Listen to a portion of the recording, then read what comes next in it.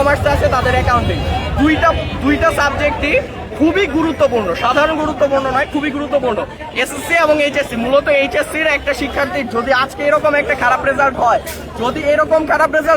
তখন দেখা যাবে তার ইউনিভার্সিটিতে অ্যাডমিশন নিতে একটা খারাপ অবস্থা হচ্ছে। আমি বলতে চাই যে তখন কি শিক্ষামন্ত্রী আমাদের এই বিষয়ে দায় নেবেন?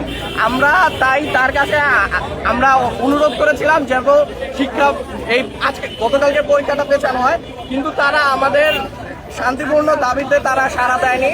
তারা পরীক্ষা নিয়েছে, অনেক শিক্ষার্থী ইতিমধ্যে অসুস্থ হয়ে গেছে। বিশেষ করে চট্টগ্রামে গতকালকে তারা চট্টগ্রামের বিষয়টা দেখেছে, কিন্তু এর আগে চট্টগ্রামে অনেক মানুষ নিহত পর্যন্ত হয়েছে। ঢাকায় ধানমন্ডি, গুলশান, কাকলি সহ আরো বিভিন্ন জায়গায় বন্যা হয়ে গিয়েছে।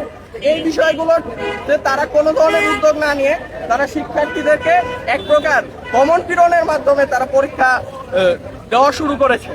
এই বিষয়গুলো আমরা খুব সফট কর্নারের ভাবে তাদের কাছে আবেদন জানিয়েছিলাম, কিন্তু তারা সেটা মানেনি। এখন আমাদের দাবিগুলো হচ্ছে যে আমাদের যে পরীক্ষাটা হয়ে গেছে সেটা হয় এমসিকিউ এবং সিকিউ মিলিয়ে পাস দিতে হবে, নয়তো আবার রি এক্সাম নিতে হবে, কারণ এটা অ্যাকাউন্টিং এবং ফিজিক্স।